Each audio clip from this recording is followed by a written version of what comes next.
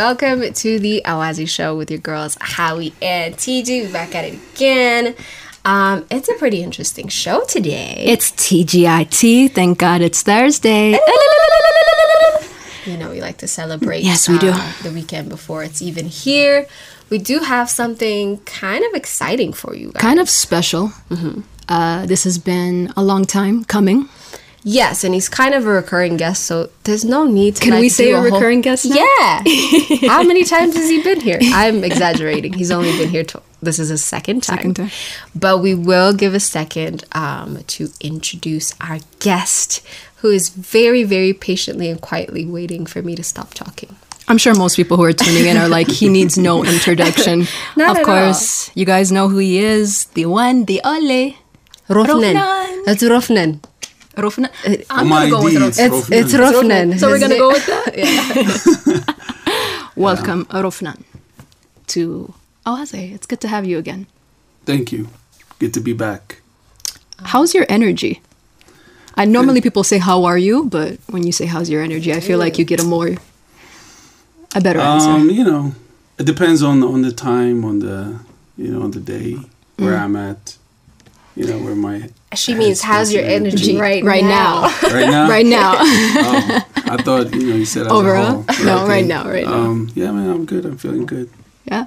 Happy to be here. We're happy to have you back. Thank you. A lot has been going on since the last time that we actually got to sit and talk to you. Yes. We do have to start the show off with a massive congratulations. Another 2 albums back to back. We got to talk to you before you did the Seduce tour. Yes. The master. So much has happened since the last time that we saw you. So we want to start this off by saying congratulations. It's a big deal. Thank you. Humbly. Humbly, yeah. Humbly. So we'll get into it, but I think it's best that we start from the very beginning. Mm-hmm. It's only fair. For sure. I saw another interview that you did recently, and you were talking about how once you're a DJ, you are forever a DJ. And that's kind of where your career in music, right after sampling, you jumped into DJ. So we wanted to start off with, how does DJ Rofi see Rophna's music? Oh, wow. Wow. Yeah? Interesting. Mm-hmm. I think I'm putting out things that I didn't have on my playlist back then. So, I've played so many great music for a lot of, music enthusiasts and, music lovers, whether it's in a radio station like this or DJing in clubs or stage. So I think what I'm doing right now, what DJ Rofi would say is, okay, I like this, what I have new as a new material now, because... And I think a lot of DJs feel that way too, because, again, the production, the musical structure in general, you can understand it's a DJ making this record. Music. On a lot of it, And I think, like I said, I'm putting up a lot of stuff on my playlist that I wished to have back in that time. Absolutely. I would say the 2 albums that just came out, they felt very authentic and like really rooted in DJ Rofi. Yeah. The beat drops just kept coming and coming. I was like, oh, we're partying this year. Okay. Fair enough. I mean, speaking on that, when you look at the various topics that you've covered in your music from your first album to recently, you talk about love, country, inner child, you talk about so many things. What topics are easier for you to write about? And what topics have you not explored, or themes that you have not explored yet that you're like, I want to write about this? Well, it's fun. Again, really interesting question. Right now, like, I'm in a space where I think about, the things I want to say next, And funny thing is, I always go back to my childhood and remember the most important people in my life, my parents and my sisters, my brothers, and my childhood friends, and the experience that I had back then. That is very important to me. And whenever you go back there, there's a lot of you know, innocent times where you saw things from an innocent child perspective with no judgment and everything. And I always go there and just pick out things and write about those things, and it inspires me a lot. And this is the moment where, after releasing an album, especially going back to the studio. I'm back in the studio, by the way. Of course you are. I mean, wow. Yeah, that sounds very Rophnan. Yeah. So these are the things that, you know, this is the actual time where I'm setting up, okay, these are the things I want to talk about and things like that. So I really don't want to say anything right now. You don't want to give anything away? No, but a lot of things, of course. Yeah, this is where I am. If I answered your question, I don't know. Yeah. Fair enough. Speaking of songs that you write, one of the things I noticed is people don't talk about how good you are at writing like romantic themed songs. Nobody ever brings that up to you, but I'm gonna. And this is a question that we were like giggling over earlier, but we wanted to know, do you consider yourself like a romantic? Do you write love songs from that perspective? Because people don't talk about your love songs enough. How are you when you're in love? That is true. Yeah. Like, a lot of people see, because like especially, you know, when you write about, like she said earlier, like about your country or your heritage or your history and things like that, it gets the most attention. Depending on where the time is also, you know. And also conscious stuff, people will just grab and just, you know, really immerse into the meaning. But when it comes to love songs, I think there's a lot of love songs out there, so they would just put it under that playlist, and then, you know, it gets swallowed by any other music out there. So I think maybe that's why. But I think I have more love songs than the rest, other issues that I talked about. And do I consider myself as a romantic person? Absolutely, I'm a man. And absolutely yes. Okay. I like. So we want to take it back because there are so many questions that we didn't get to ask you last time concerning your various albums. So we're going to ask you from the very beginning to like the various albums you've released. We'll ask you questions. One question that I wanted to ask concerning Sid Dist, the release of Sid Dist, it was more so you tapping into your inner child. What's something after the release of the album that you've learned from your inner child that maybe you weren't aware of before and that you have taken with you from that journey onwards? One thing is, I realized that I can always be a child, and I'm always a child as long as you stay true to yourself. It's the same soul and older body that's gonna experience other stuff, other things in life. And you know, what is it like to be 29? What is it like to be 30? What is it like to be 31? And what is it like to be in Addis or somewhere, you know, around the world? Or what is it like to have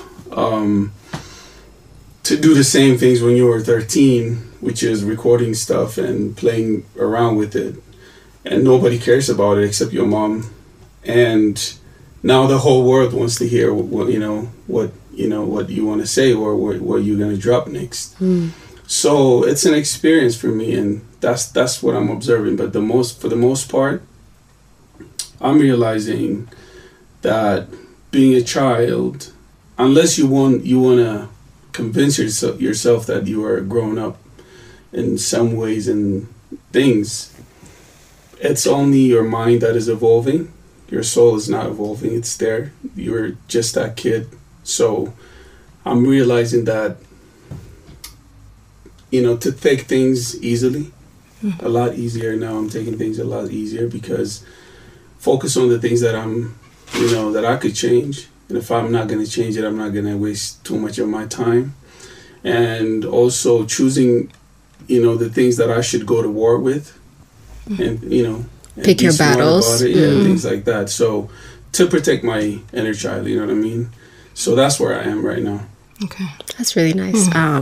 Another one of the crowd favorites and our favorite albums is Tesfa. We talk about Tesfa a lot as well. And Thank you guys. you love Tesfa. We know you do. Yeah. What I wanted to ask was, Tesfa is all about hope, and it's kind of about looking at the silver lining and trying to see the good in everything. So is 2024 Rophnan just as hopeful, just as, I want to see the good in things, the same way that you were in 2021? Oh, that's a hard question to answer, but I would say overall, yes. I see a lot of hope still, and again, my thing is, to change the bigger image of anything. It could be a country or your company or anything. You have to work on personal level things, and my songs and my music is always, even though I talk about a country or anything, but it always goes back to that personal, individual things, So for me, that hope is still there. And Tesfa is a song also that I talked about. After my first album, it was, when my first album blew up, for me, it was a different experience. Before that, for the pains that I feel, I had reasons to blame. Like, it's because this didn't happen, this didn't work out. It's because I didn't have money now. It's because of this. You know what I mean? Once you kind of make it and you see the things that you want to see in yourself, you see the change and you see that success, now you don't have anything to blame. And then you realize, you got other layered things that you're going to have to deal with. And that's what the song came out. It's more of when it says Nagawiling Alimesh, for me it's a brighter day today. Yeah. But I know it'll be dark again. It'll be dark again. That's what life is about. So one of the most underrated songs that I have. Agree. Yeah, there's a lot of songs that people slept on, I believe. And I think, the people who needed to hear it, of course, they got it. Obviously, that's why we're talking about it right now. And Tesfa is a song that I listen to still to this day. It's probably my top 3 that I listen to from my own songs. I see. My own songs. Yeah. What are the other 2? Now that you brought it up. Listening to Hamid. I see. Okay. Yeah, that's an interesting twist. Okay. Hiwet is one of my favorite songs. I like Hiwet. I like that song. Nice. I'm a little surprised Yamanyukane isn't in the top 3. Yamanyukane is more of me, myself, is the soul, the experience, who I am. And you don't get to really read your own story again and again, because that's literally you. So Yamanyukane is more like my mind realizing my soul kind of thing. But when I listen to Hamid, it's my soul realizing my mind, my heart, what I'm feeling. You know what I'm saying? It's the actual person realizing it. So basically, those are the songs that I play a lot. I like also one of the songs that I love listening to from my catalog is Sanai, which is it gets me in the groove. So it's a good party song. I like the fact that you listen to your own songs. People don't admit that, maybe, but I like that you admit that. I do. I will. Also, I see my growth, and also, by the way, it gives me a lot of memories. Like whenever I play Hamid, for example, it just reminds me of a lot of things that was happening at that time. While you wrote the song, everything. So for me, it's more about memories. Because it's so funny. In just 1 year and 4 months, I think, of time, so much happened. Like throughout my life, and I've experienced so many things, and I've met so many people. It just sounds like it was like 6-7 years ago when the song came out, and it has a lot of memories. That's why I like to listen to this song. I like that. I'm gonna put you on the spot. Why? top 3 Rophnan songs. She's like, why? No, I'm not answering. We'll talk about it when we come back. Thank you. From our musical break. But make sure to keep it locked in. I hope you guys are tuned in and having a fantastic time. You know where to reach us. Find us on all our social media. And we have him for like a good hour and a half We have more with Rophnan, guys. So don't go anywhere. Yes, we'll be back with more here on The Awazi Show. Let's get it. Welcome back to The Awazi Show here on EBC 104.7. We have our brother here, Rophnan, if you're just tuning in. And we're talking all things Rophnan. Yes, and we're like going back in time, talking about the older albums before we dive into Harambe and Noor, because there's a lot to unbox and like unpack there as well. But another one of the albums that we feel like we need to bring back is Sost. Yep. Talk about it. Talk about it. And what I wanted to ask was, in honor of us just celebrating the 128th Adwa Victory Day, do you have any memories of growing up and celebrating Adwa? Because I feel like Addis people really went out and celebrated Adwa. We just got a day off school. We didn't do much in Awasa where I grew up. So do you have any memories of going anywhere on Adwa and celebrating and like enjoying that patriotic feeling with other people as well? I mean, I think most of us, I think Adwa is getting celebrated a lot in a much better way these days, like the past few years, I guess. It was just a normal celebration, to be honest. But, you know, the music changed, the tempo changed, the feeling, you know, that day, what people talked about kind of changed. But as kids, you know, you just get a day off from school, so you're happy to go out and play. That's And just go look at it. That's the way we looked at it. But, you know, as you grow up, you realize how important that day is and the celebration and things like that. So I think, you know, after 15, 16, we started coming to the Menelik Square. And, you know, I went there for, you know, a good, 3-4 years straight. And then, you know, after the album, I can. You couldn't be out in public. Yeah. But did you like dress up? Did you do the whole? No, we just go there. I mean, not really anything special. Okay. But I always like to see the fukara, the shilala and everything that happens that day. And also the patriot, like fathers and, you know, grandpas that you see there who fought on the second Ethio-Italy war and, you know, in Haile Selassie time and all that. Yeah. And we see all these patriotic people and, you know, that really boosts up like your energy and things like that. So those are the things that I really experienced after I grew up, of course. But as a kid, yeah, we just go out and play. Sounds about right to me. So what was it? Was it 2 years ago that we attended Rofnan's concert? Like a year ago. So Was it a we year went ago? to Sidis concert. And that's a big deal for us because we don't go anywhere. We don't go to concerts. So when we talk about you touring, you've been doing a lot of touring, especially for Sidis, not just only in the country, but also internationally. Can we talk about, because we saw the setup, it was next level. It was insane. So what goes into the process of, you know, preparing for a concert, and what was the reception like both here as well as there abroad? It was crazy. Like one thing I learned is how much of a bridge that I built between the diaspora community, especially the kids, who doesn't have really much experience of listening to, you know, music from here, because they listen to a lot of Drake out there, for example. Yeah. You know, just like any you know, normal American kids. And the kids out there, I realize that it's so much easier for them to listen to my music because of, you know, I think, you know, the hip hop thing or the EDM or maybe the sound of it, or, you know, I don't know. They relate a lot. That's what I noticed. So the crowd, this is coming from the organizers and also a lot of security guards that worked in other Ethiopian concerts, you know, Habesha concerts and stuff.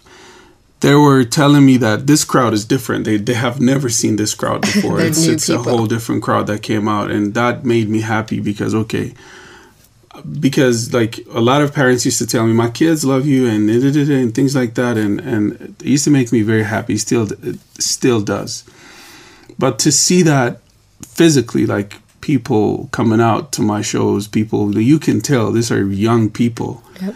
And this made me very happy because I felt like I gave them something that, you know, to be represented with, because okay, they can play to any of their friends like, yo, this is from my home country, you know, and songs like Desi and songs like, you know, the hip hop tracks and, you know, the EDM tracks, you know, they relate to a lot. And that was one thing that made me really, really proud, because shows, you can throw shows anywhere, you know, once your album's successful, you know, you get to have a lot of crowd, but sometimes your crowds could be special, you know, from you know, when you see it from the perspective where people come to shows and experiencing, you know, basically there's a group of people that are known to usually to come to Abisha concerts. Events, yeah. Yeah. So that's what I saw, and that made me really happy. That's amazing. And from your events here, from the My Generation concerts, one of the things that we noticed the night we were there was you singing Wagata was very different. Like the energy in the crowd shifts almost immediately. And of course, you know, putting out music, being in the studio is a lot of work. But how is the experience of being on stage, being able to look at your audience in the eye and perform for them? And especially a song as personal as Wagata. How does that feel to perform that in front of a crowd? Well, the questions. Well, again, like Wagata is one of those songs, like to me, it's very special because I wrote that song for my mom.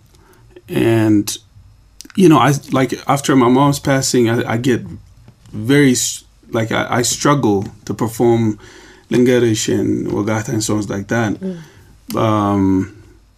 Because it's, or any of the songs that I might not like, you might think I'm talking about a girl, but that could be my mom for me. So I might not represent that song for my mom, but for me, it just represents a lot of her image and things like that. Especially when I talk about beauty and things like that, I'm talking about my mom most of the time. And if you notice, like a lot of people say, "Oh, what's up with you? You in chiffon and gold and."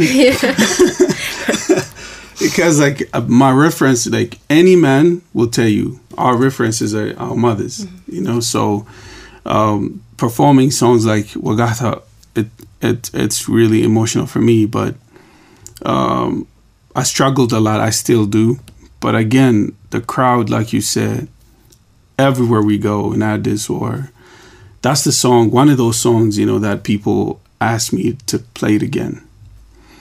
And it has intro and outro, and it's such a, you know, if you think about it, you can do 2 songs by that time, you know, of gap that you do Wagata, and it's like basically playing 4 songs of time that we take, but people still really resonate with this song. Maybe it's because I poured my heart to it, and I always do in all of my songs, but when you try to talk about someone that you really love and that means a lot to you, I think you give it a special attention that you naturally couldn't give, you know?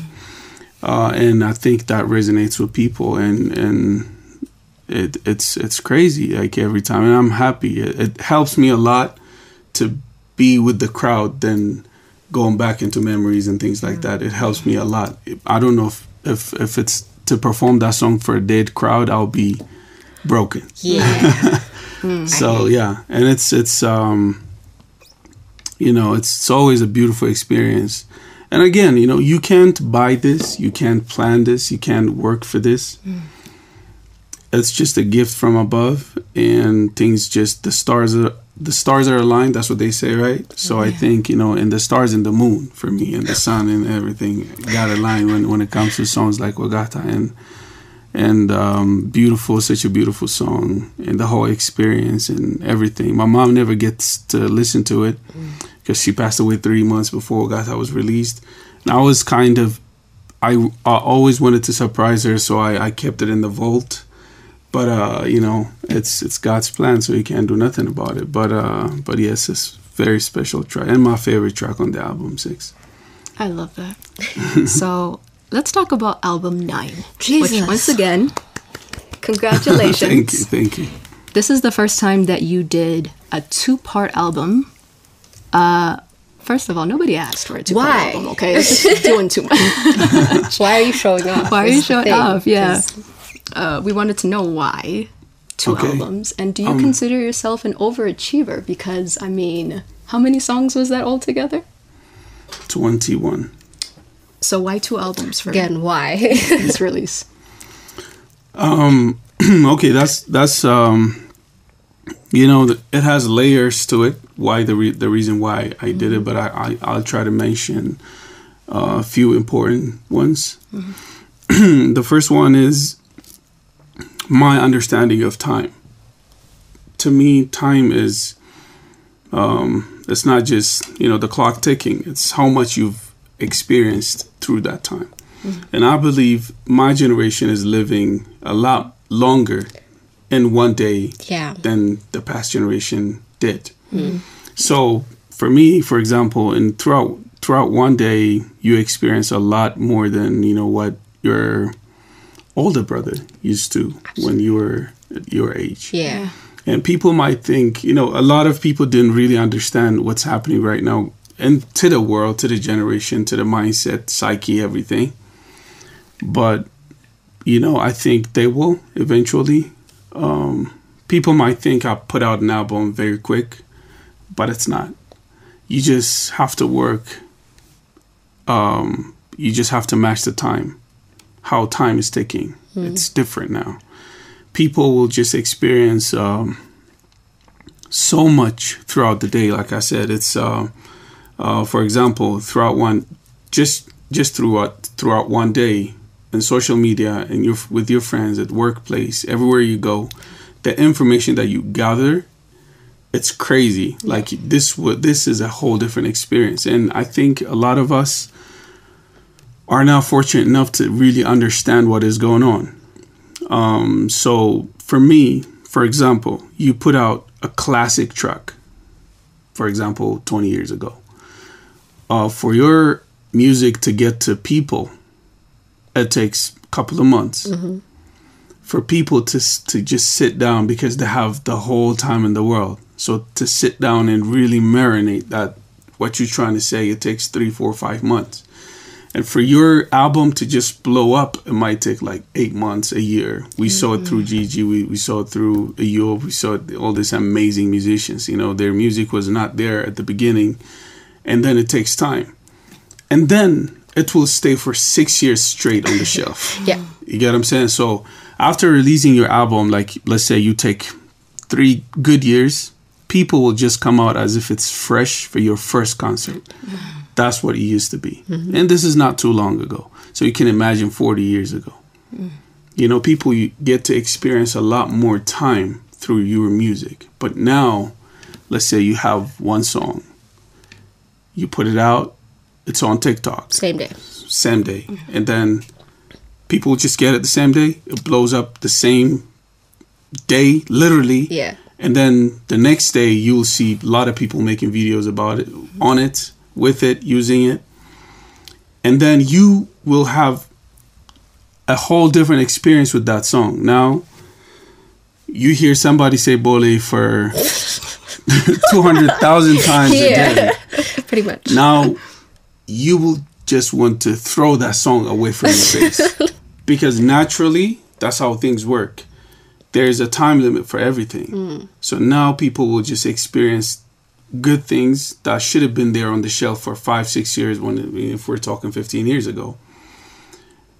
In 1 month, everything will be over.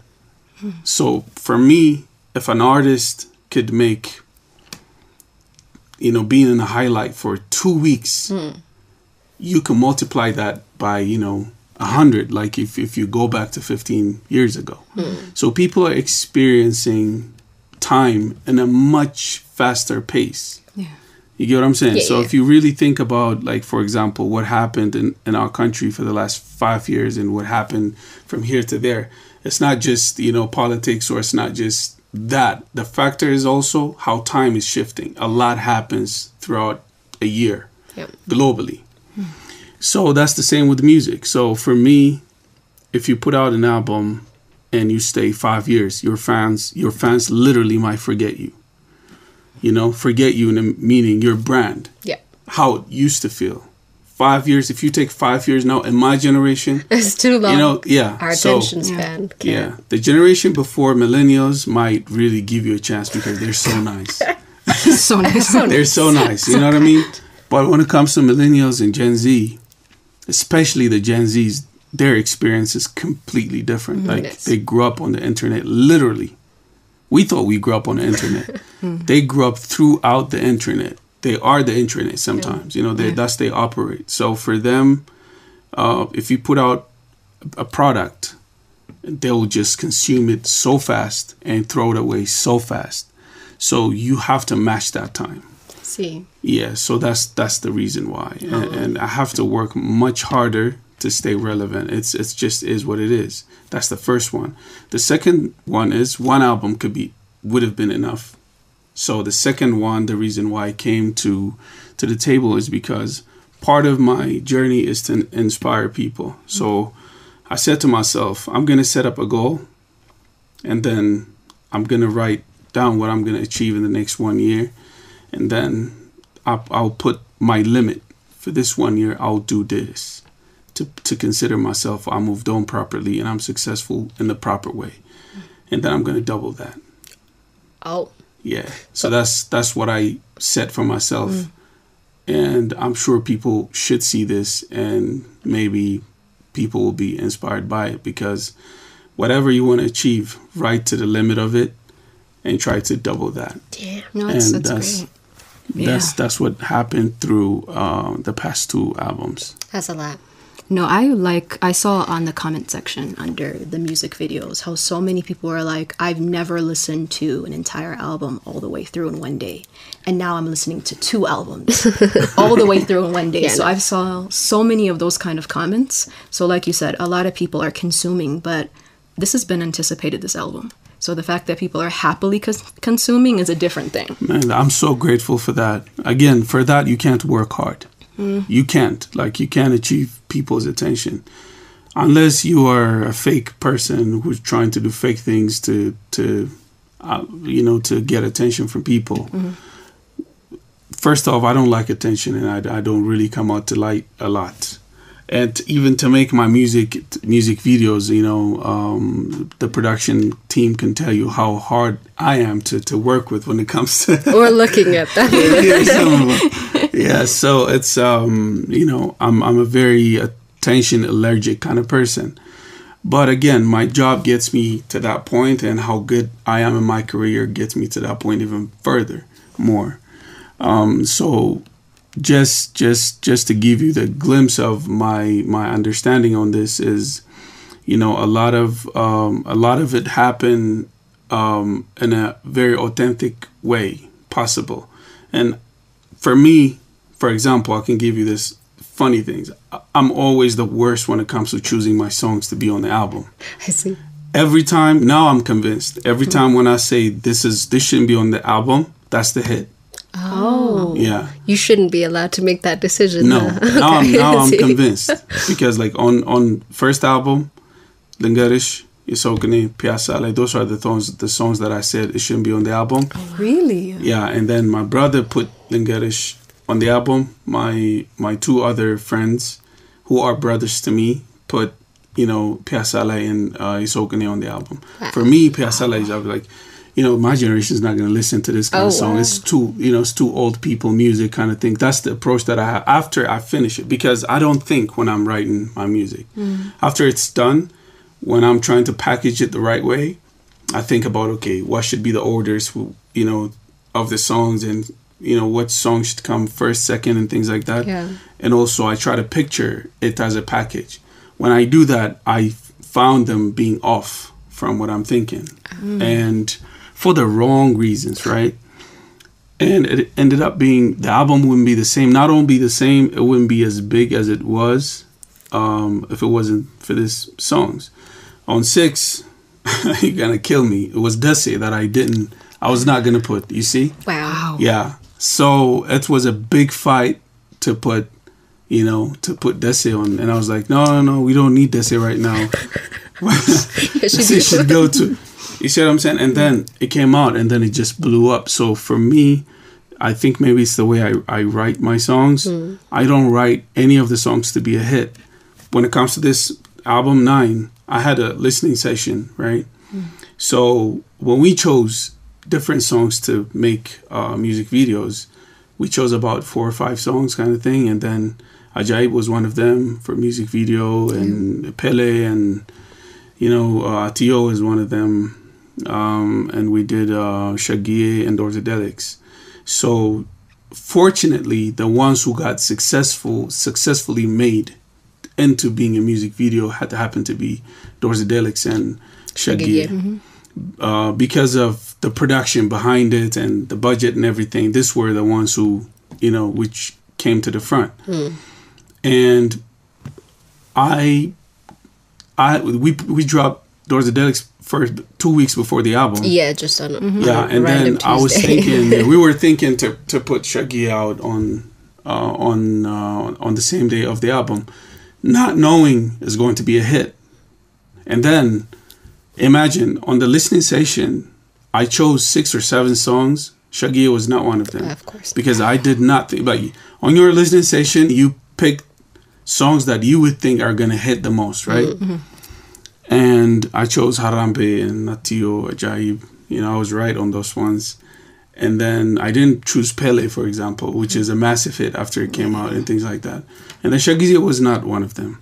And then Buff sent me like two he's here. I keep looking at it. 2 weeks, just 20 minutes before, we were gonna start the show. Literally start to play the songs. He sent me a video clip of Shaggy, and I saw it, but I didn't open it because I was busy with the interviews and things like that. And then he sent me a text message again, saying, "Check your Telegram."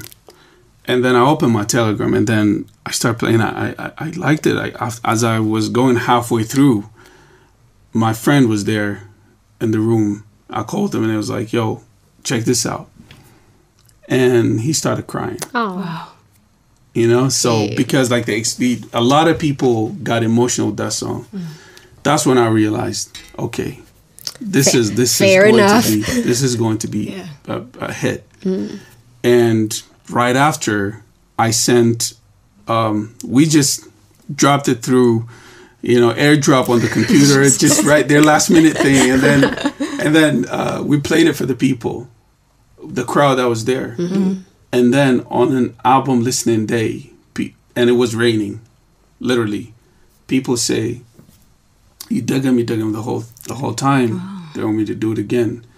That was a confirmation that, okay, this song is 100 times big than I thought it was going to be. So you can't plan anything, like to be bigger than, what it would be. For example, Mangad, I think, is the classic of this album. Dorzadelics is the classic of this album. I wouldn't say Mangad is doing as well as Shaggy. Like, there's no question. Even if I make music video to it, it wouldn't, because what you think it might work and what you think is your, okay, I worked really hard on this. It might not be the biggest song out there. So it's you can't plan. You can't plan the experience, what people are going to say. So after releasing my albums, people might think like, okay, I watch everything as I planned it to work out, because fortunately, give thanks to God, honestly, I've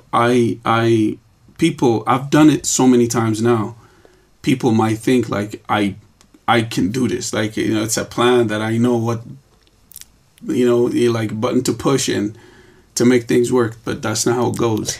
I'm watching everything as you guys after it just comes out. I'm just hit send and just watch.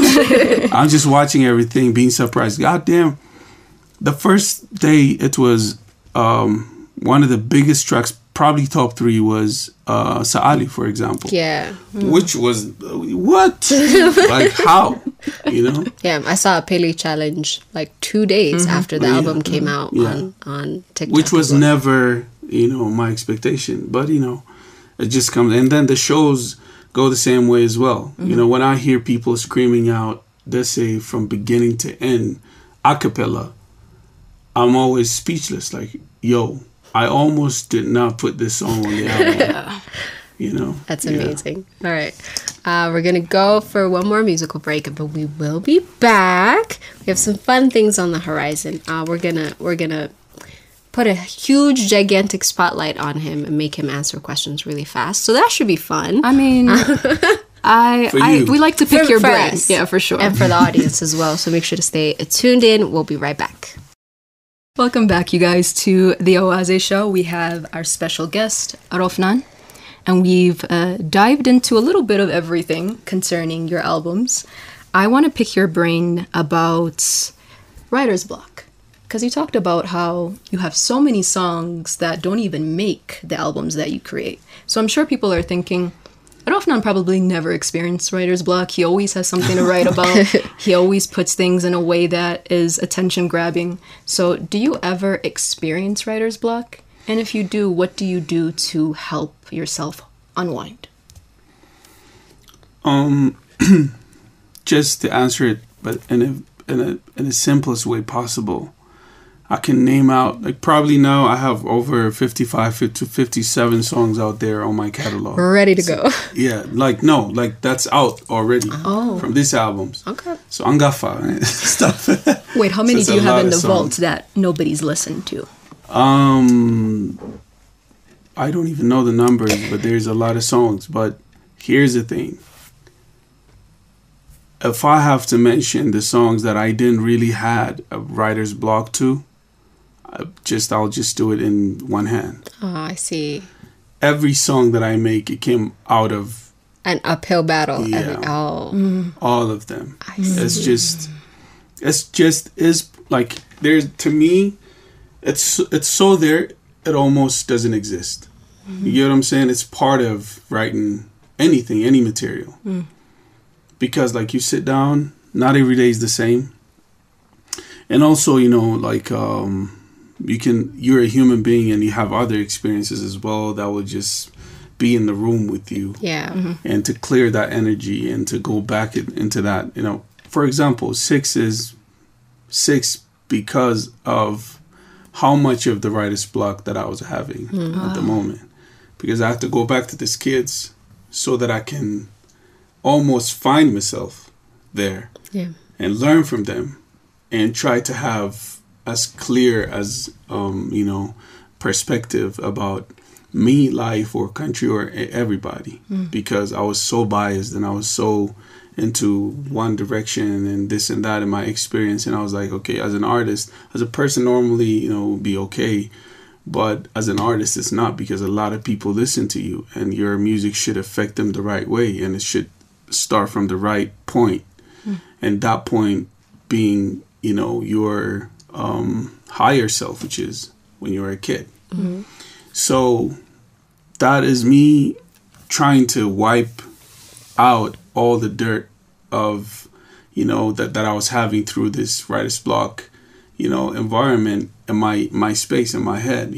So everything I'm talking about as a whole album. So you can imagine, like, even coming to 9, I'm touring a lot, and imagine these 2 albums were made out of all this, like, a lot of them were recorded in hotel rooms and all around here in the country and also outside. I didn't get to see the States. I was there, but I was not there. You just showed up, did a show. Wow. Yeah. So I only spent 1 day with my sister and 3 days with my brother in different states. But except those days, or except those 4 days, I was always working. I was going to this state, rent a studio, go there, record, try to, for example, Atio, the saxophone was recorded in DC, big international studio, Grammy-winning artist Ski Johnson. He jumped in with the saxophone and recorded there, and then I go to the next spot and try to record this in the hotel room, and that's how the album came to, you know, life. So I was working all the time, but the more you work, the more you can have that small moment of creative, you know, space of, let's say, 2 minutes out of 10-hour session. You get what I'm saying? Everything becomes garbage. Like, but all that 2 minutes is all you need Pure gold. to the song. You get what I'm saying? Yeah. So, like, for me, writer's block is not being stupid or dumb or being a person with no talent. It just is what it is. And if you want to mine, you're mining, if you really think about it, in the universe, right? You're mining, and it's a big space. And in order for you to create something that nobody has created before, or in order for you to say something that nobody has said before, you're going to have to go to places that nobody has went before. Simple as that. So that should be your experience, and that should be artists looking at it. Sometimes I might work in the studio for, let's say, 10 hours straight. 4 hours I might just sit there. Not even, the computer is not on. I might just sit there. Just sit. That's part of working. Right? At the moment, at that time, you're working on yourself.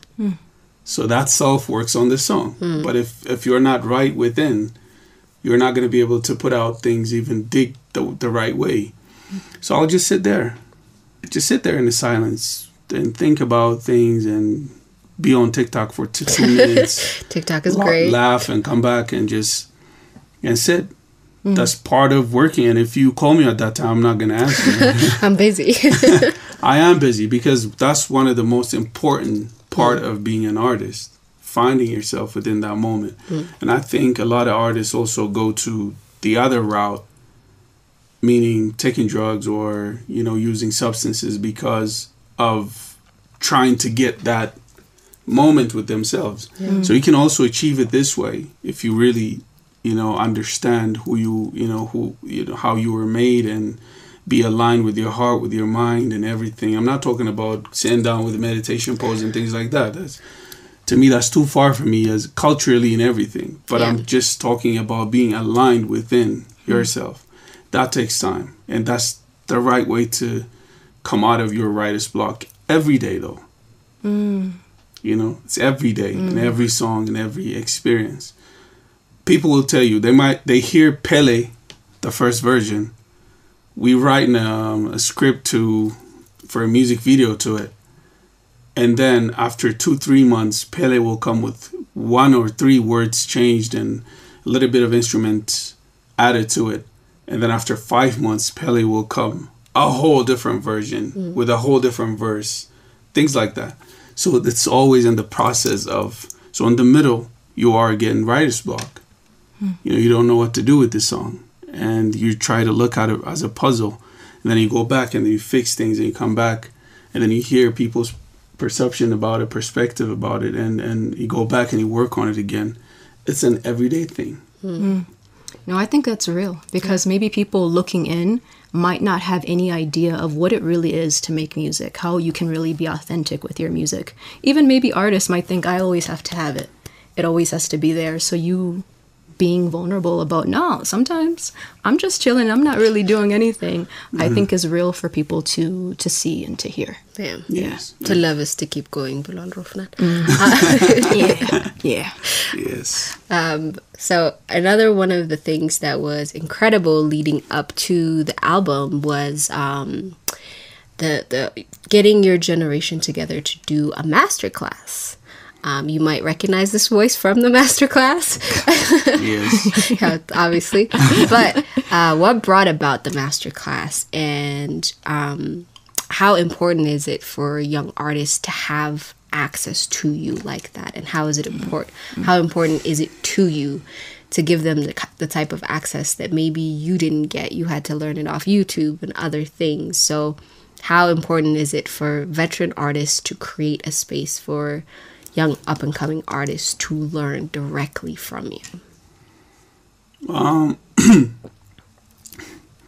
Another very important question. Thank you for asking this. And again, to me, the biggest difference that I have, I believe, is my understanding of time, because my mind works through physics, 100%. Whether I'm trying to understand spirituality or music or this building or a person, my mind goes through somewhere, and sometime it goes through physics. And for me, time is the most important thing to think about anything. So again, talking about time, the time that we live in has changed so many things in so many ways and shapes. One of them being what is being the great one, the greatest, the GOAT, and everything. Mm-hmm. And for me, in the past time, when I'm talking about past times, it might be 20 years before, okay? I'm not talking about ancient days. Because time has evolved a lot more. So, used to be the one who did it all. The one who someone never touched it. The one who stood up so tall, it was so, impossible. It is so impossible to reach that person's height. Things like that. For me, my understanding now, in my time, my day, in the millennials world, and in the Gen Z's world, and the generation to come after, at least at this moment in time, the greatest should be the one who inspired the most. The greatest should be the one who led others to pass him. You get what I'm saying? Yeah. So, understanding that, I realized, okay, it defined the way I even see success now. My albums are not the most successful thing I could do. The most successful thing I could do is another artist being inspired by me, whose life is on the right path, whose life is, righteous and doing so many great things better than me. And if that person is doing better in life, that means I'm successful, because that person was inspired by me. So that really made me change a lot of things in my mind and the way I think and the way I do things. So, okay, I'm a musician. The best thing I could do is create another musicians. And as a thinker, I want to create another thinkers as well. And so I put out my projects with their choice on the screen and let them see from beginning to end, asking what kind of software that I use, what inspired this, and break down every song that they ask, break it down into 0-1 level to the ground, and let them understand at least this is not magic. At least that the person that you look up to is using the same softwares. Yeah. The only difference is giving it time and working as hard as you can, and everything is achievable. And I'm talking about from mindset. And 2, the next session was about songwriting. And the next session was about character building and recording and producing. And the next section was performing. And the next section was about marketing and, protecting yourself from this copyright things and this and that. And what does it mean to be protected? What does it mean to sign deal with, big companies or, small companies, local companies, anybody, or to close deals? What does it mean? What does your lawyer should stand for, and things like that. So from beginning to end, I wanted to show, okay, this is what you should do. So hopefully I will see a lot of people that are doing better than me in the next few years, So that's the whole motive. And it's the time we live in. If you really understand it, we share everything. Like back in the days, people will never share stuff out there. Still. They want to be this gatekeeping. Yeah, laid back. That might be right on that time, but it's not the right thing to do right now. Yeah. as a person, it's so ironic to me because as a person who wants to be so private about so many things and not want to come out, it's a really bad time. But if you really think about it and you have to choose and make a move, you have to choose your way and make the right moves. And for me, the masterclass is one of, to me, I see it not less than any of the albums that I put out. It's one of the most important moments of my career to see 150 producers and singers and all these amazing, amazing musicians. And when I say this, I'm not lying. There's a lot of musicians in there that were so more talented than I am, that have so much potential than I do. But the thing is, sometimes not knowing what to do in small steps could just, So the star is enough for all the stars. The sky is enough for all the stars, sorry. And those, I'm gonna be the sun and disappear, make every star disappear. Days are over. We all gotta shine together, and that's what I believe in. And the whole concept of my generation is that as well. And I'm not trying to be a leader or anything, or someone who stood out from his generation or anything. It's just to show people whatever I feel is what you're feeling right now. What you're going through in time and experience is the same thing. The pain that we have is the same thing. So, and instead of, for example, if there is a right for woman marching, a man should sit down and understand what that is about. This is the time that we're living for anything. If you see somebody marching for some kind of rights, it's your time to just sit down and, okay, what is it about, to ask, to understand. This is the time we're living. So when I say my generation, it's not because to call people Rophna's generation. No, I'm trying to inspire you to say, also for you to say my generation when you look at me. You get what I'm saying? Yep. So to put that words into people's minds and make them understand that we're experiencing the same thing. So whenever you hear people complaining or even trash talking about something that you love, you have to understand there is an experience behind them that makes them want to say these things. So just sit down. The time has this amazing thing called internet. Sit down, Google it, understand it, observe it, and try to be in their shoes. And maybe you'll understand a lot more better. And this world would be a much more beautiful place to be in. So I try to give like a bigger answer because it's very important for me.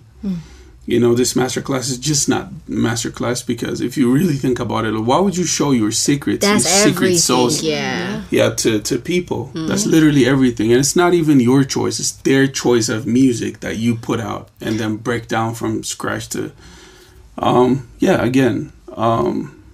in my time, if you see someone, just one person, 2, 3 people shining in the industry, in any industry, something is wrong.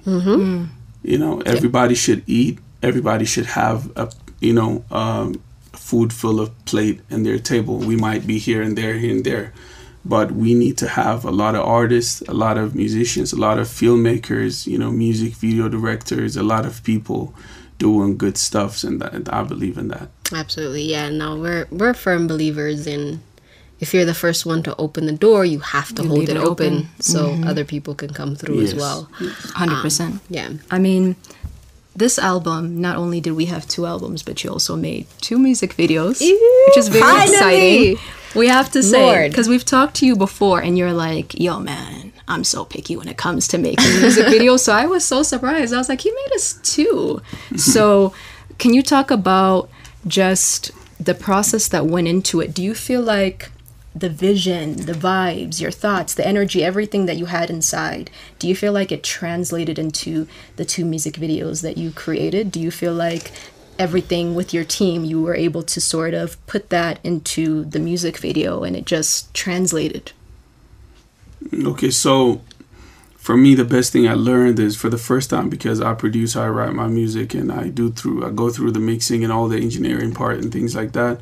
So I'm in control 100% when it comes to my music. So to experience something that I don't have control of, 100%, terrifying, isn't it? It's terrifying, exactly. And also it involves my image. You know, and it's a lot more powerful than your voice. You know what I'm saying? So it's definitely a lesson, a lot of lessons I've learned, and I've been trying to do this for a long time. This is from the first album to here, I've been making and dropping recording, music videos, leaving it alone, things like that. So I was learning a lot. So one thing that I learned is how to be an audience, how to be the right audience to your own stuff sometimes, and how to listen to the people that you work with and trust them in their process.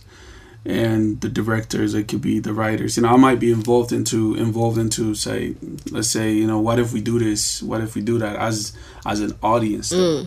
You know, not as a person who's writing the script or anything. So no matter idea that I bring on the table, as long as it's get to be judged by the director, to be said, oh no, this is not. I don't like that not for really you. Yeah. You know what I mean? As long as that is, I make sure that is there, because sometimes when you got a name, you know, you get to say anything and people will do it. So I believe I created an environment where the people that I work with have 100% of saying that this is You not don't want to do that with me. It's trash. You know, you're Rophnan, but you're not gonna do this.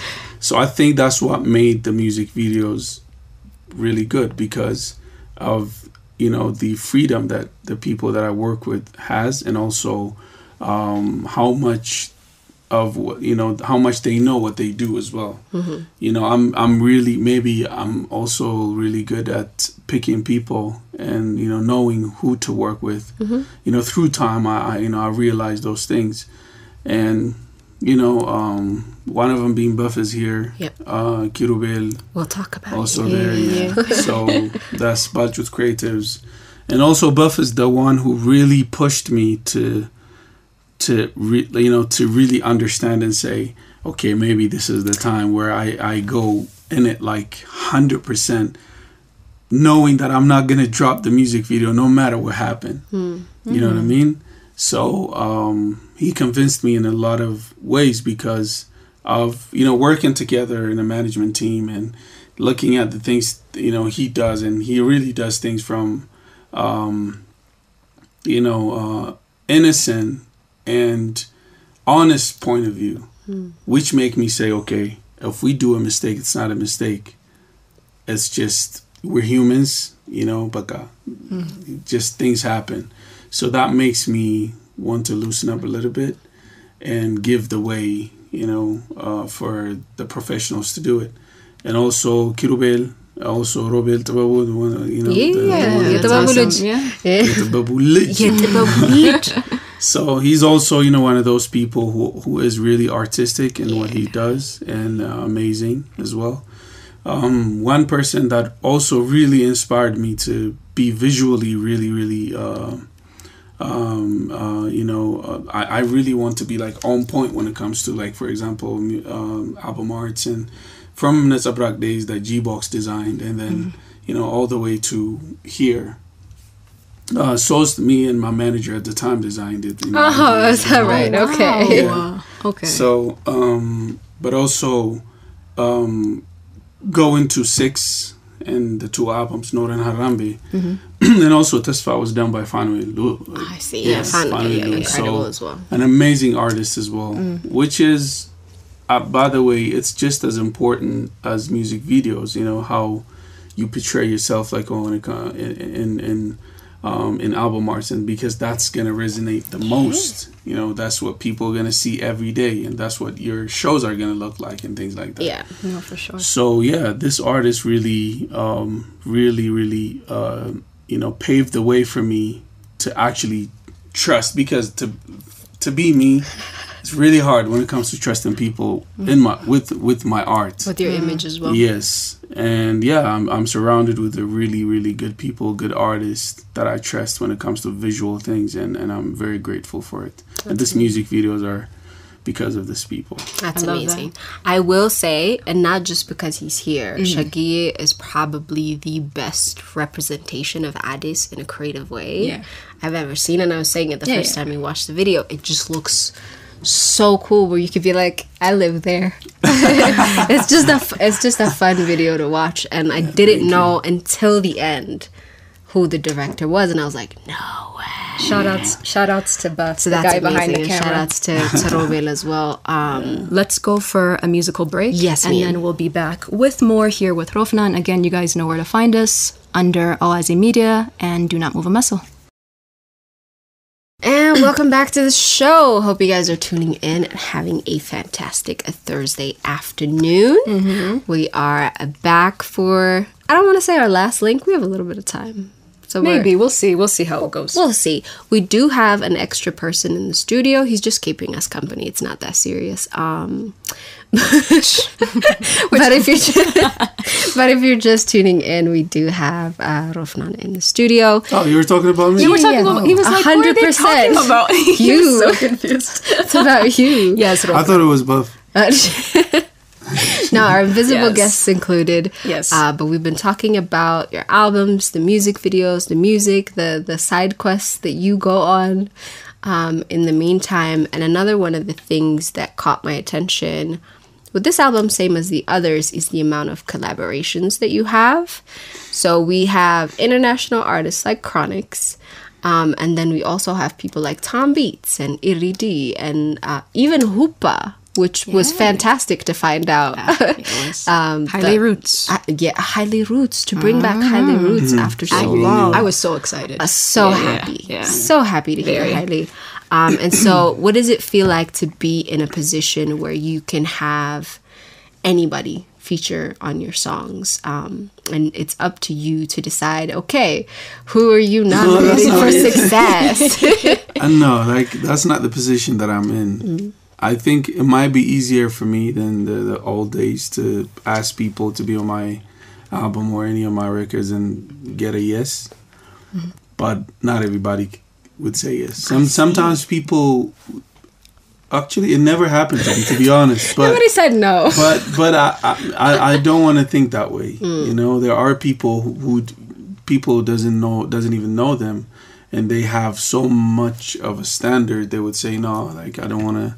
You know, I would understand them because you know, I was that kind of person as well. You get what I'm saying? So yeah. So but just to answer your question, yes, I'm very, very fortunate to have so many different artists on my album, which I think a lot of people don't really see it that way. But there's a lot of artists who worked with me and put a light on me and the records. You know, not just me putting a light on them, but also they're putting a light on me because they're giving me their talent, their time, their voice, and everything. So very fortunate, very happy, and Xavier Muskin, like Chronix, when we talked about making a song together, you know, one time he reached out to me on Instagram and, you know, said a couple of things about he likes my music and, you know, it's interesting and things like that. Crazy, right? That's crazy. Yeah, so and then exchanged numbers, and after time we talked about, you know, making projects together, and I was busy also, you know, this is right before 3 came out. Wow, so okay. it was a while ago. Wow. Yeah. So after that, we took time, and then I wrote a Harambe. Sorry. Harambe. So I wrote that song, and I was playing it in the living room, and my little brother came in, and he said to me, like, I played him the song, and he was like, "Yeah, Africa is a It was just Sounds like a little brother thing to say. Yes. Yeah. Yeah, I'll get by me. And I was like, okay. And right at that moment, he got me thinking about the African Union thing, and the Haile Selassie speech, the King Haile Selassie speech. okay, that's the reason why I thought about. You see, I'm not genius after all. It's just it's just knowing what to pick from people. Also, that contributes a lot to my creative process. And I put Haile Selassie's speech on it, and then once I put that, his voice in the song, it screamed out Chronics. Yeah. Immediately. Yeah, so I hit him up, yo, got this. And then right after he took it, and then he made, to me, one of the most amazing verses that he ever wrote. It's just magical. And he took a good time. He's very respectful to what he does and very detailed to what he does. I understood that after my collaboration with him. And he took his time, sleep on it very well, and then he delivered he sent me the verse, and then he also gave me the right to do whatever I want to do with the musical direction. So I rearranged the music the way he would sound, the way it sounded on the record. And I was privileged that way as well. And shout out to him. Amazing guy, amazing force in the reggae industry, an amazing energy, beautiful person. That's fire. Yeah. That's fire. Haile wrote the same thing, It was supposed to be me and Soul Romeo's song. Yeah. And Haile Root came in and ate it up because it's Haile Root, man. Yeah, so I was same thing, I was in the car riding with Soul Romeo. And then I was like, such a positive guy, if you know Soul Romeo, I don't know. And he was like, and also one of my closest friends in the industry. And we had that song in the bank for a while. It was supposed to be on 6. It didn't made it on 6. And then, I worked on it, and I was sitting down in the studio. And I have a friend of mine who comes in the studio, and he just spends time there making beats and stuff. He uses the studio when I'm not working. And then he found the beat. Now I had a different beat for it. And then he found the beat that you guys have on the record. And he told me, man, I like this beat. And he put out like 4 or 5 different beats. A lot of them are really good. And then I like the beat. And I was going to give it to Soul. And I was like, yo, I found this beat on the computer. I don't know when I made it. And he was like, this should be on Noor. I was like, okay, maybe. And then I went in. I took his advice, Soul's advice. And then I jumped on it again on that beat. But the same lyrics and the same, and it just sounded much better. So Soul was right. So I was like, I asked him, can we put Haile Root on this? And he was like, let's go. We called him right then and then. He said, yo, I'm coming. And he came the next day, and I played him the song and this and that, and then the rest is history. Amazing. Yeah, and the same with everybody, like Hoopa was here, and I had a song that I was working on called Limbo. Get it? Oh, I see. Yes, I do. So at that time, that was supposed to be on 9. And I was working on it, and then Hoopa came. And I had this song in the vault for a long time, and I was thinking about Hoopa to jump on the song. The moment, like after I wrote the song, I was like, if Hoopa is not here, I'm not going to touch the song ever again. And then Hoopa happened to, surprised me. That I never knew it was going to come. And Hoopa came for the New Year's, for the 2024. And then, I played him the song. He went crazy. And then the rest is history. Things happen like that. And then Limbo came out because of Jemo. Because it's Limbo better be on the next one. On the next one, of course. Maybe we'll make a single drop for Limbo with music video. So who knows, Yeah. So yeah, a lot of collaboration happened in the most authentic way. And if I don't trust the person's energy, I don't care who that person is, it's not going to end up in the album. And also, one of the hardest things for me, because to collaborate, especially with people outside who I don't really know and vibe with, it just tells on the music. So whenever, like, there's a reason why people love the music that I'm putting out. That is authenticity. Mm-hmm. Either it's collaborations or whatever happening, it's very authentic, the way we communicate, the way nobody's a boss, nobody's trying to flash anything. It's just the music is what we're serving, and that's why. And to have that with people that you don't really know is very hard. And I'm fortunate enough to know these artists that I put on my music. That's amazing. That's cool. I think since the beginning, I would consider that maybe words of affirmation is your love language. We talked about this before, love languages.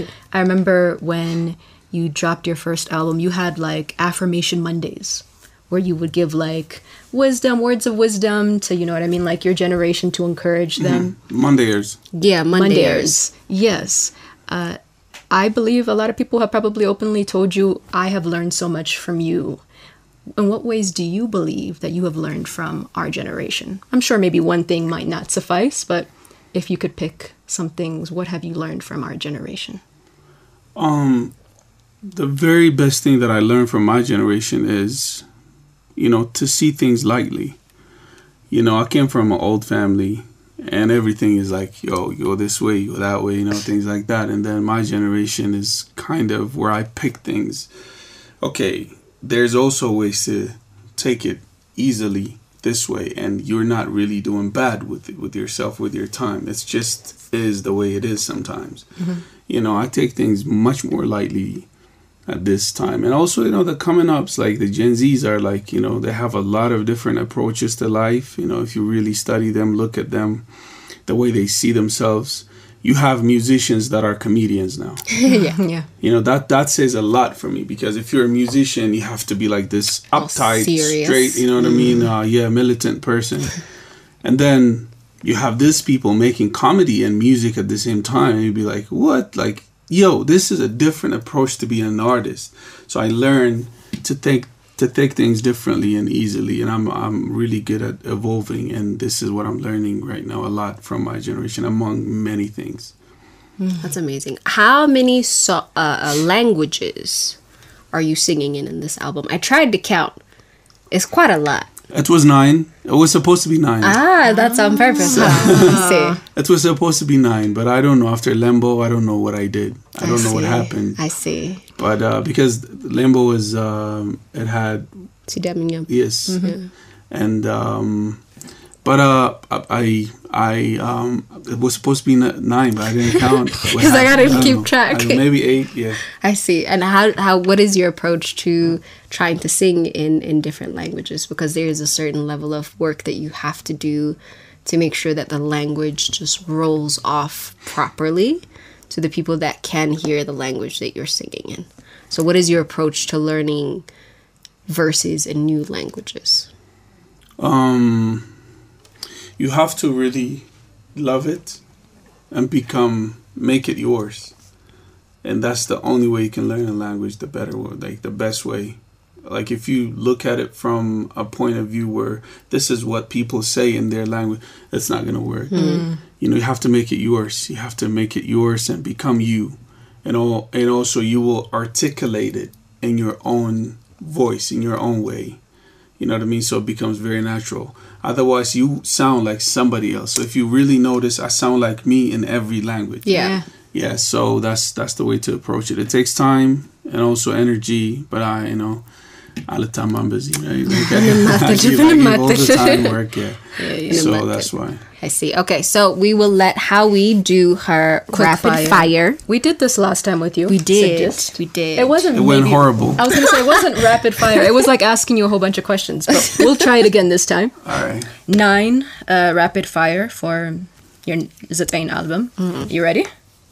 It's not hard. You just pick one. All right. Cool. All right. So, Morning Bird. Anxiety. That's what this is. Basically. It's anxiety. Yeah. It's anxiety like times 9. So, Morning Bird or Night Owl? Morning Bird. Oh. Celebrating Christmas or Easter? Easter. Oh, no, Christmas. Sorry. Okay. Very early or fashionably late? Fashionably late. We know that. We know that from experience. We can speak on that very much. an artist you have on repeat. Oh, right now I'm listening to myself. He's like me. Yeah. Let's see. Okay, My album just came out. It's just brand new. For example, I like Shagia now. It was not my favorite song. Initially, I hear how people love it, and then you'd be like, "Oh, it's nice." Like you really get to experience it from a different perspective. From an outsider. Artists will always tell you this. After the song comes out, it has its own life, and you want to hear it with the people. Yeah, and it gives you a different experience, and that's what I'm doing right now. I see. By the way, the temptation to randomly say somebody say, yeah, it's a problem. In random places. Yes. It's like, and I was even telling TG, I have listened to this song so many times. So yes, biggest pet peeve.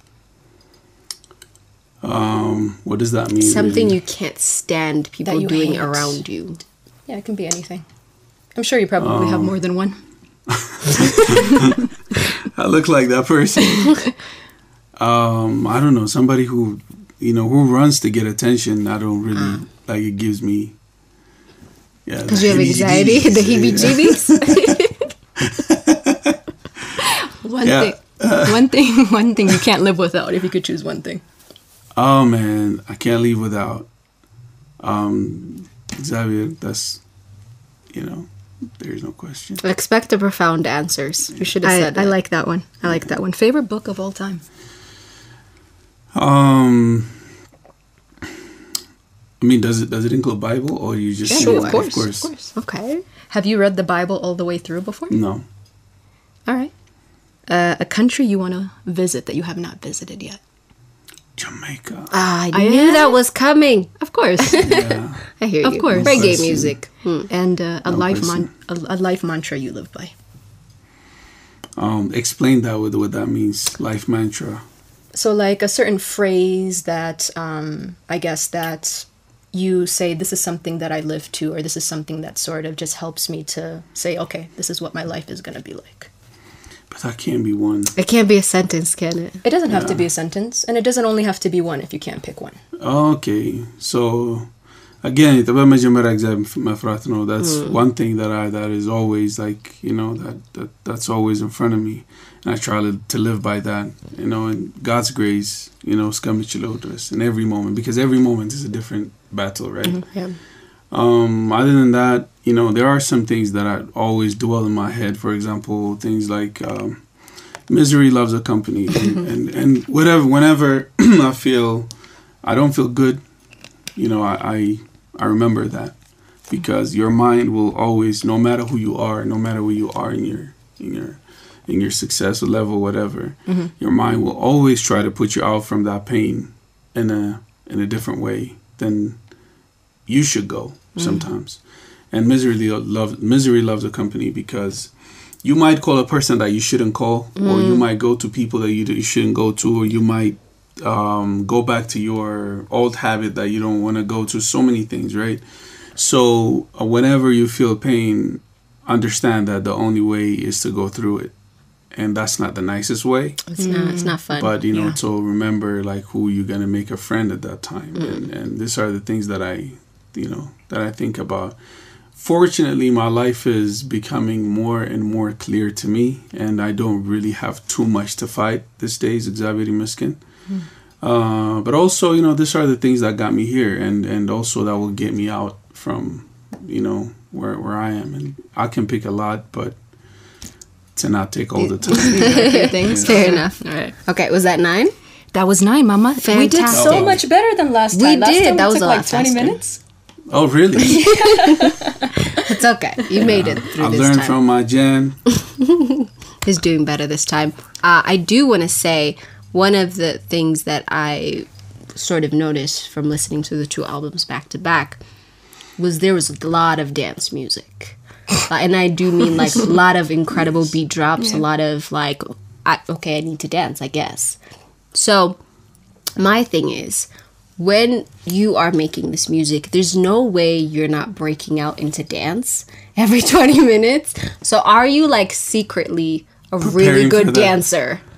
How do you know that I'm not a good dancer, first of all? Because I've never seen you dance. So I just have to assume. That's a mistake. You know? You don't know. Is it me? I might just go. We feel like you're Is it like a... Yeah. But again, I agree with your, I mean, let me break it down this way. 3 is for the spirit. That's why the color is the light blue. It's above. And 6 is for the heart. It's inner child, you know. Yeah. The whole thing. And for your mind. So it's like, Aman, you can all this, you know. And 9 is for the body. I was gonna say. It's a movement thing. Yes. Yeah. I like the way that you wrap that up. Yeah. So that's why it has all this drop-based arrangements, and every song there's for you. You know, there's a dance space break. for you. Yeah, you're gonna take that dance break, and you just go with it, and if you, because like I do these things intentionally, like that's also when I'm choosing my songs. That's one thing that when you listen to 3, it's a spiritual song. It's you just go to places. It doesn't it uplifts your spirit. It takes your spirit to places and it makes you realize who you are and things like that. That's what. So I didn't want to say a lot. 3 songs were enough. Represent the 16 minutes. Go. And you just experience a whole lot through that. And people who love 6, it's because it talks to your heart.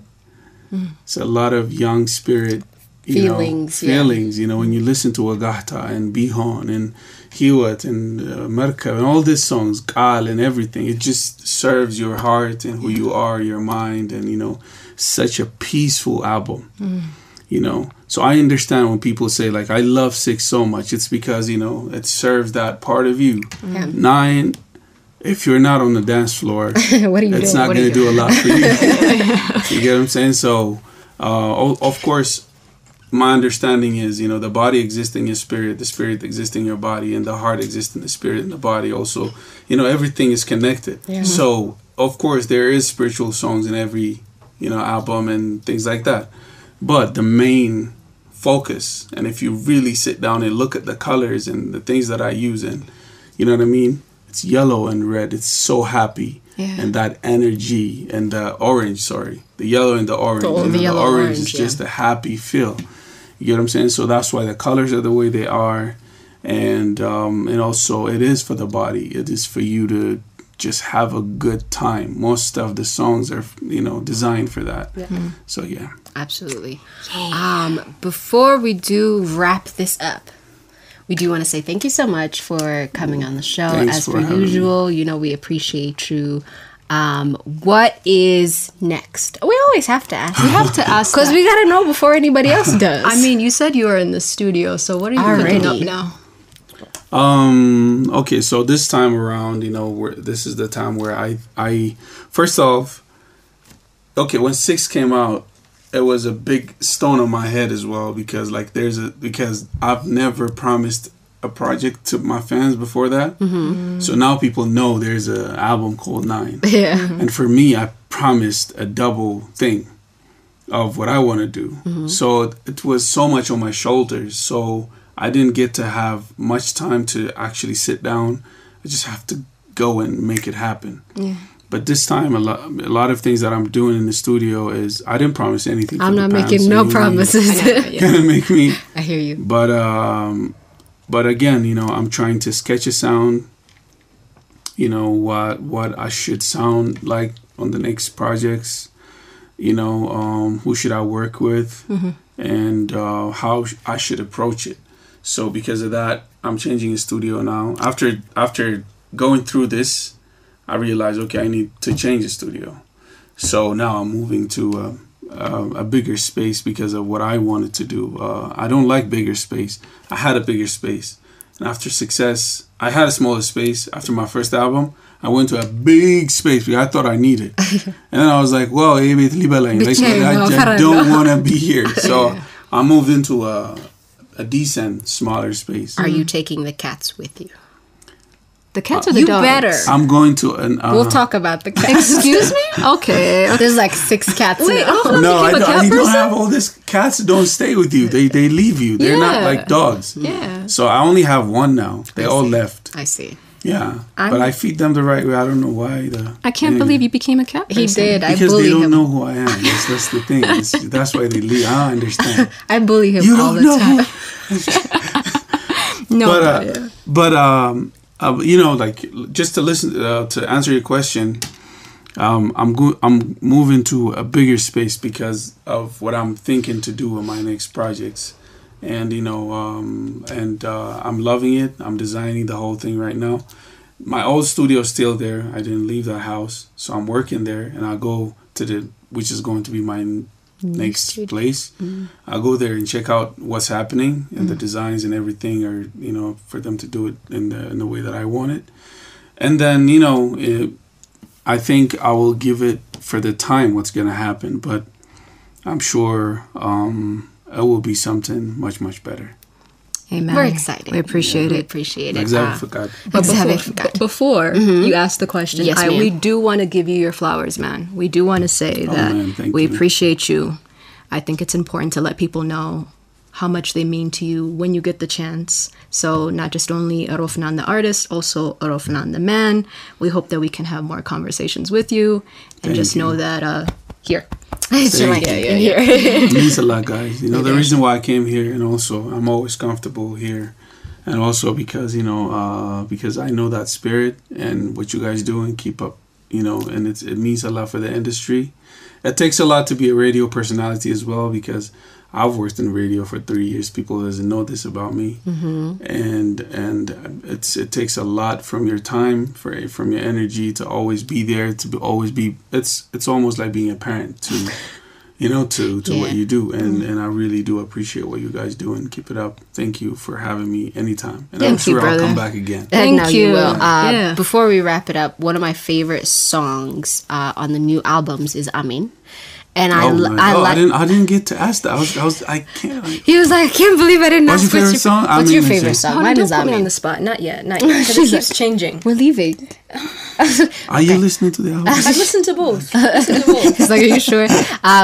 One of my favorite songs is Amin. And it reminded me of the fact that I haven't been home with my family over the holidays for a really long time. And so, Oh, man. I haven't had like blessings of blessings upon me. So I wanted to end the show by saying, Gashiye marukun.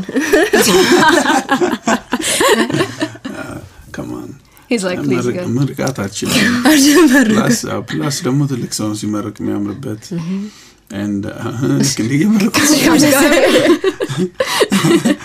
I know. No, we appreciate you. thank you ግን ሰላም ያገናኘን. I mean, until I really next love time. the show, honestly, Annette. And how long we know each other? I'll say 5. 5 years. No, that's a lot. 5, 6 Nah. years. 7? I don't know. Maybe more It than can't be that. 7, because that's how long I've known you. So longer. You like on Test of Addis days, she used to rap in a group. That's when I know her. That is like 8 years ago. None of you look that up. Oh my, look it up. Oh my God. None she of used you. to wear So you guys this met big each other then? Timberland. So Remember yeah, the okay. Timberland days? Yes, I remember Yes. the Timberland. my Don't God. look that up Crazy. either. There's this music video she has. Have you seen it? Hey. Okay, we'll talk Why about are it. we saying no? So, yeah, so so- 8 years. I want to say 8 years? That's a really long time. So you've known Rophnan longer than I have. yeah. Wow. Good to know. Yeah, and amazing. Senai and all the crew. that The you whole guys crew. have. I used to jukebox. Whoa. It was a whole thing. Crazy. Apparently I'm so new to from all of those this days, I wanted to say how I really appreciate what you do, and thank you for having me. Thank you for being Always. here. Yes. Great. That's it for the show for us today, you guys. Thank you so much for rocking with us as per usual. We love you. We will be back in a couple weeks. Actually, next Thursday, In a we also couple have weeks. something for you guys too. But as usual, stay hydrated, make good decisions. Awaze out. Bye.